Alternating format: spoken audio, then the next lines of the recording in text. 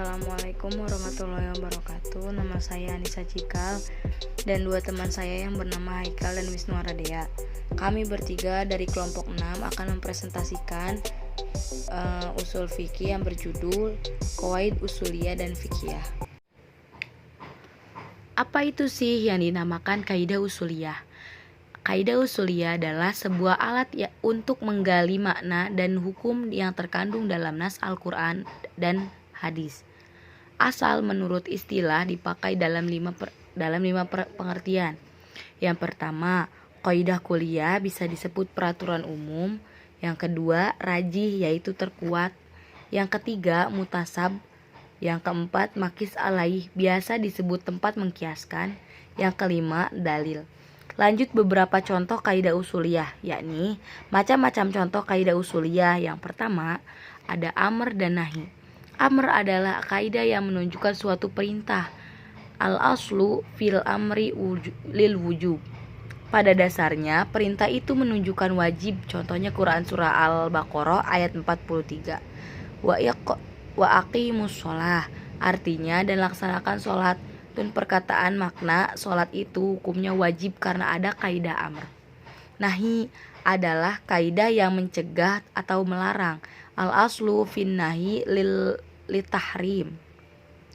Pada dasarnya larangan itu menunjukkan haram. Quran surah Al-Isra ayat 32. Wala taqrabuz zina innahu kana fahishan. Janganlah kamu mendekati zina. Sesungguhnya zina itu adalah suatu perbuatan yang keji. Karena di sini menunjukkan kaidah nahi, jadi menunjukkan suatu perbuatan yang dilarang. Ada yang kedua, am dan khos. Kaidah am yakni adalah kaidah yang merata atau yang sudah umum. Contoh hadis Nabi. Qala Nabi sallallahu alaihi wasallam, kullukum ra'in wa kullukum mas'ulun 'anir ra'iyatin. Yang artinya setiap kamu adalah pemimpin dan setiap pemimpin akan diminta pertanggungjawaban atas kepemimpinannya. Jadi kaidah umum baik pemimpin laki-laki maupun pemimpin perempuan. Kaidah khas yakni perkataan yang memberikan pengertian khusus atau tertentu. Contoh Quran surah Al-Maidah ayat 89. Fakafaratuhu it'amun asyaratin masakin. Maka kafaratnya atau denda pelanggaran sumpahnya ialah memberi makan 1 orang miskin. Itu wajib membeli 10 makan untuk orang miskin karena ada kaidah khos, yakni tidak boleh kurang dan tidak boleh lebih, jadi tetap harus 10. Lalu selanjutnya akan dilanjutkan oleh pemateri kedua. Penjelasan dari teman saya, dan di sini saya ingin menjelaskan tentang kaidah mutlak dan muqayyad. Kaidah mutlak yakini suatu lafal yang menunjukkan suatu tujuan atau zat sesuatu yang tidak ada syarat tanpa dijelaskan secara rinci, yakini pada Quran surat Al-Mujadalah ayat 3. A'udzubillahi minasyaitonirrajim. Walladzina yudhahiruna minan nisa'ihim tsumma ya'uduna lima qalu fatahriru raqabatin min qabli ayyatamasa. Ila akhiri ayat. Artinya, dan mereka yang menzihari istrinya kemudian menarik kembali apa yang telah mereka ucapkan, maka mereka diwajibkan untuk memerdekakan seorang budak sebelum kedua suami istri itu bercampur. Nah, di sini kita mengingat lafaz raqabah atau budak merupakan lafaz mutlak sendiri. Maka perintah ini untuk membebaskan budak sebagai kifarat jiror tersebut meliputi pembebasan budak yang mencakup segala jenis budak, baik budak mukmin maupun budak kafir. Nah, kaidah muqayyad yakini suatu lafal atau kalimat yang menunjukkan suatu satuan dalam jenisnya itu dikaitkan dengan sifat atau syarat tertentu. Nah, ini dalam Quran surat An-Nisa ayat 92. A'udzubillahi minasyaitonirrajim. Bismillahirrahmanirrahim. Wa man qatala mu'minan khata'an fatahriru raqabah illa akhirih. Artinya itu, dan barang siapa yang membunuh seseorang mukmin karena tersalah atau hendaklah ia memerdekakan seorang hamba sahaya yang beriman. Jadi kaidah muqayyad ini suatu yang khusus dikaitkan dengan sifat tertentu, yakini harus hamba sahaya yang beriman. Lanjut ke kaidah mujmal dan mubayyin. Kaidah mujmal itu merupakan suatu kalimat yang tidak bisa dipahami maksudnya kecuali jika ada penjelasan dari syara'nya. Contohnya itu lafaz Al-Qari'ah pada Al-Quran surat Al-Qari'ah. Menurut bahasa sendiri Al-Qari'ah itu mengetuk, sedangkan syar'inya itu hari kiamat. Nah, kaidah mubayyin adalah kalimat yang menerangkan atau menjelaskan kalimat yang mujmal. Contohnya bisa kita ambil berupa perkataan penjelasan, misal denda haji tamatu yakini puasa 10 hari, 3 hari di Mekah, selebihnya itu di rumah. Nah, lanjut ke kaidah muradif dan mushtarak. Kaidah muradif adalah lafaz atau kalimat yang hanya mempunyai satu makna. Contohnya yaitu laisun atau asadun, artinya singa. Nah, terus omahun, hintotun, yang artinya gandum. Nah, kaidah mushtarak adalah suatu lafaz atau kalimat yang menunjukkan lebih dari satu makna yang berbeda. Contohnya wal mutallaqatu yatarabbasna bi anfusihinna salasal quru', yang artinya itu dan para istri yang diceraikan wajib menahan dirinya mereka menurut 3 kali quru. Quru sendiri adalah lafaz yang mushtarak atau memiliki beberapa makna antara haid dan suci, maka mentayinkan salah satunya membutuhkan dalil. Nah, disitulah macam-macam dan contoh dari kaidah usuliyah sendiri. Terima kasih. Kaidah fikih itu seperti apa? Kaidah yang bisa membatasi cabang ilmu fikih dan mencangkup berbagai rahasia, hukum syarak dan hikmahnya.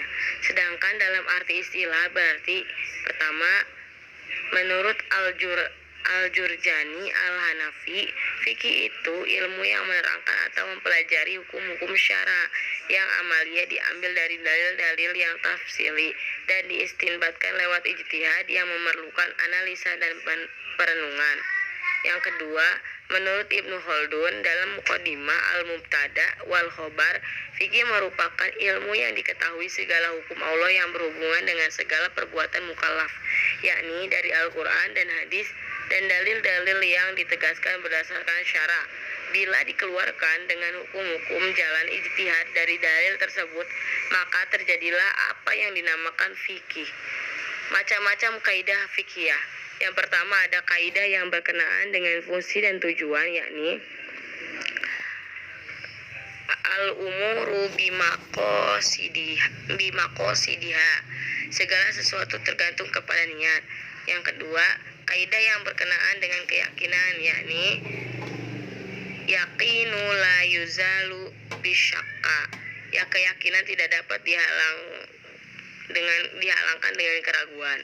Yang ketiga, kaidah yang berkaitan dengan kondisi menyulitkan, yakni al-mashqatu tajlibut taisiro, kesulitan mendatangkan kemudahan.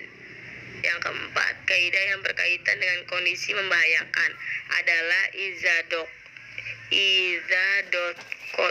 an amutasya. Apabila suatu perkara itu sempit, maka hukumnya menjadi luas. Sebaliknya jika perkara itu luas, maka sempit.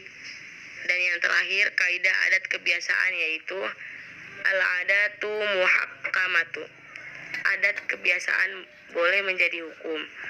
Perbedaan kaidah usuliyah dan fikih. Jika kita teliti kedua kaidah ini, maka akan didapati perbedaan dari kaidah tersebut. Yang pertama, kaidah fikih berkaitan dengan hukum-hukum zatnya atau perbuatan. Adapun kaidah usuliyah sendiri itu berkaitan dengan lafaz-lafaz atau dalil syara. Atas perbedaan ini, maka kaidah fikih digunakan untuk menjelaskan perilaku dan perbuatan mukallaf, serta untuk membimbing kaidah usuliyah sendiri digunakan untuk menjelaskan bimbingan asyari di dalam nas-nas syariah. Yang kedua, kaidah fikih menjelaskan hukum amal atau hukum cabang fikih, meski tanpa perantara dalil khusus yang menyebutkan. Adapun kaidah usuliyah berkaitan dengan hukum amal dengan perantara dalil. Contoh kaidah Yaqinu la yuzallu bisyakka, memberi faedah barang siapa yang yakin setelah berwudu kemudian ragu apakah ia berhadas atau tidak, maka ia beramal yakni tanpa adanya memerlukan dalil. Sedangkan kaidah amru mujarradu wal qarinati lil wujub, maka tidak memberi faedah kewajiban sholat atau zakat secara langsung tapi memerlukan perantara dalil antara kaidah dan hukum tersebut. Misalkan dalil as-sholawata wa atuz zakata, dirikanlah sholat dan tunaikanlah zakat.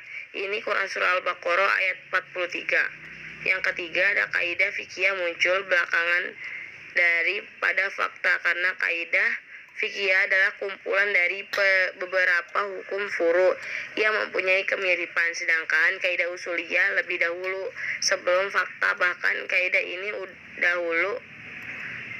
kaidah ini dahulu atas hukum furu itu sendiri yang kemudian dikumpulkan oleh kaidah fikih.